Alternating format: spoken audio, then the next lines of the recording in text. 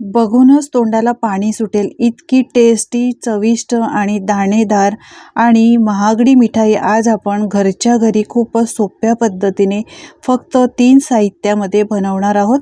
करायला खूप सोपी आहे, चवीला म्हणाल तर एकदम भन्नाट। ही मिठाई तुम्ही बाहेरून हलवाईकडून घेऊन येता आणि ती किती महाग मिळते, पण आजची रेसिपी जर तुम्ही बनवली ना तर यापुढे बाहेरून कधीच आणणार नाही। चला तर करायला घेऊयात। यासाठी इथे मी दूध घेतलं आहे, पण हे दूध आहे ना हे फाटलेलं दूध आहे। मी 1 लिटर दूध आणलेलं, आता हे दूध माझं फाटलं आहे। उन्हाळा सुरू आहे, उन्हाळ्यामध्ये बऱ्याच वेळा असं होतं की आपलं हे दूध फाटतं, तर याचं काय करायचं याचा मोठा प्रश्न पडतो।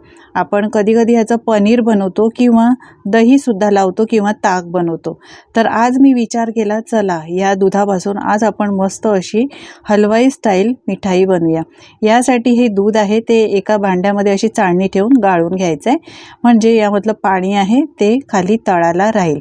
आता यामध्ये थोडंसं पाणी घालूया। सुरुवातीला आधी मिक्स करून घ्यायचं, म्हणजे यामधलं पाणी थोडंसं निथळून त्या भांड्यामध्ये उतरेल। यानंतर 1 ग्लासभर आपल्याला लहान 1 ग्लासभर पाणी घालायचं आहे। तर हे मिक्स करून घेतलेलं आहे। आता यामध्ये पाणी घालते, तर 1 लहान ग्लास भरून मी पाणी घातलं आहे।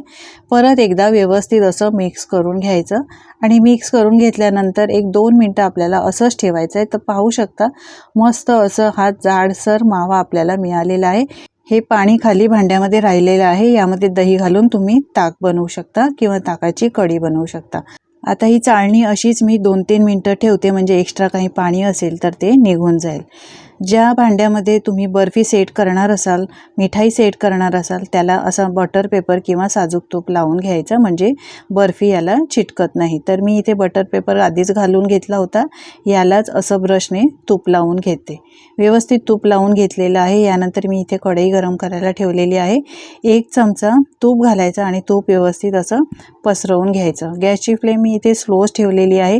यानंतर पाणी काढलेलं हे दुधाचं जो आपला मावा आहे ना तो यामध्ये घालायचा आहे।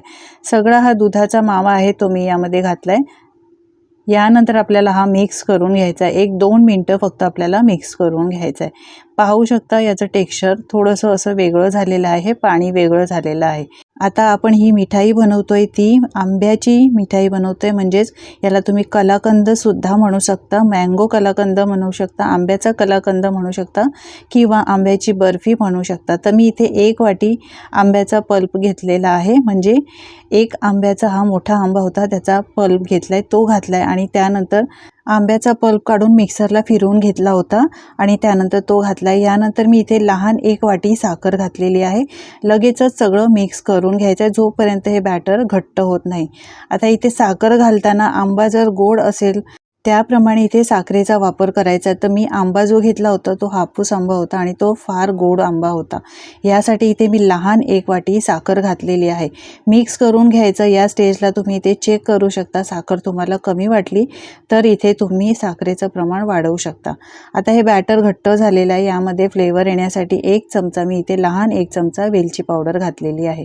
आता वेलची पावडर घातल्यानंतर मिक्स करून घ्यायचं। तुम्ही पाहू शकता मस्त असं हळूहळू याला दाणेदार टेक्स्चर यायला लागलेलं आहे। या पद्धतीचंच आपल्याला हे टेक्स्चर पाहिजे। आता गरम असतानाच बर्फी आपल्याला ही सेट करायची आहे, तर तूप लावलेल्या या भांड्यामध्ये लगेचच हे बॅटर आहे सगळं ते काढून घ्यायचं आहे। तर सगळं बॅटर मी हे बघा काढून घेतलेलं आहे। त्यानंतर स्पॅच्युलाच्या मदतीने आपल्याला ही बर्फी आहे ती सेट करून घ्यायची आहे। फक्त 15 ते 20 मिनिटांमध्ये ही बर्फी बनवून तयार होते। पाहू शकता बॅटरचं टेक्स्चर थोडंसं एकदम घट्ट करून घ्यायचं। साखरेचं प्रमाण व्यवस्थित असेल तर हे बर्फीचं मिश्रण आहे ते व्यवस्थित सेट होतं। पाहू शकता छान असं हे सेट झालेलं आहे, कुठेही असं बाजूला पसरत नाही आहे। व्यवस्थित असं सेट करून घ्यायचं आणि त्यानंतर आपल्याला यावर घालायचा आहे सुकामेवा। तर तुम्ही तुमच्या आवडीचा सुकामेवा यावर घालू शकता, बदाम, पिस्ता किंवा इतर काही तुम्हाला घालायचे आहे तर तुम्ही घालू शकता। पाहू शकता आंब्याचा पल्प घातल्यामुळे रंगसुद्धा किती मस्त असा सुरेख आलेला आहे। आता यावर मी मिक्स असा सुकामेवा किसून घेतला होता तोच घालते. असा पसरवून ठेवायचा किंवा तुम्ही बदामाचे काजूचे काप लावू शकता किंवा पिस्ताचे काप बारीक करून लावू शकता. सुकामेवा घालून घेतल्यानंतर आपल्याला अर्ध्या तासासाठी रूम टेम्परेचरवर असंच ठेवून द्यायचं आहे. तुम्हाला घाई असेल तर तुम्ही फ्रीजमध्ये ठेवू शकता. अर्ध्या तासासाठी लगेचच ही बर्फी सेट होते. स्पॅच्युलाने असं सेट करून घ्यायचं आणि आपल्याला हे सेट होण्यासाठी अर्धा तास तरी बाजूला ठेवून द्यायचं आहे. तर मी अर्ध्या तासासाठी काय केलं ना, फ्रीजमध्ये ठेवलं. फ्रीजमध्ये ठेवताना थंड झाल्यानंतरच आपल्याला हे फ्रीजमध्ये ठेवायचं, गरम असताना ठेवायचं नाही. अर्ध्या तासानंतर बाहेर काढली आहे. मस्त अशी ही बर्फी सेट झालेली आहे. आता चौकोनी आकारामध्ये कापून घेऊया. याला तुम्ही मँगो कलाकंद, आंब्याचा कलाकंद सुद्धा म्हणू शकता किंवा आंब्याची बर्फी म्हणू शकता. खायला खूपच छान लागते आणि हीच बर्फी घेण्यासाठी आपण हलवाईकडे जातो, बाहेर जातो आणि किती महाग मिळते. पण आपण पाहू शकता 1 लिटर दुधामध्ये ही केवढी बर्फी आपली ही तयार झालेली आहे. शिवाय चवीला इतकी मस्त झाली आहे ना, एकदम दाणेदार. पाहू शकता किती मस्त दिसते. सगळ्या या बर्फ्या अशाच काढून घ्यायच्या. थोड्याशा नरम आहेत, अजून थोडा अर्धा तास अजून फ्रीजमध्ये तुम्ही ठेवा, म्हणजे त्या अजून व्यवस्थित सेट होतील. मी अर्ध्या तासातच बाहेर काढली होती. तुम्ही 1 तास तरी या फ्रीजमध्ये ठेवल्या ना तर मस्त अशा सेट होतील. पाहू शकता रंग किती सुरेख आला आहे आंबा घातल्यामुळे. आता आंब्याचा सीझन सुरू आहे त्यामुळे मी इथे आंब्याचा वापर केला आहे, पण तुम्ही आंबा न घालता सुद्धा ही बर्फी किंवा कलाकंद म्हणू शकता, बनवू शकतात. बाहेर मिळते ना त्यापेक्षा एकदम चवीला भन्नाट अशी ही बर्फी तयार झाली होती. तुम्हाला काय सांगू मंडळी, तुम्ही सुद्धा या पद्धतीने एकदा नक्की करून बघा. मी ही बर्फी फाटलेल्या दुधापासून बनवलेली आहे, पण तुम्ही 1 लिटर दूध गरम करून त्यामध्ये लिंबाचा रस घालून दूध फाडू शकता किंवा तुम्ही व्हिनेगर घालून, लिंबाचा रस न घालता व्हिनेगर घालून दूध फाडू शकता आणि त्यानंतर या पद्धतीने अशी ही बर्फी बनवू शकता.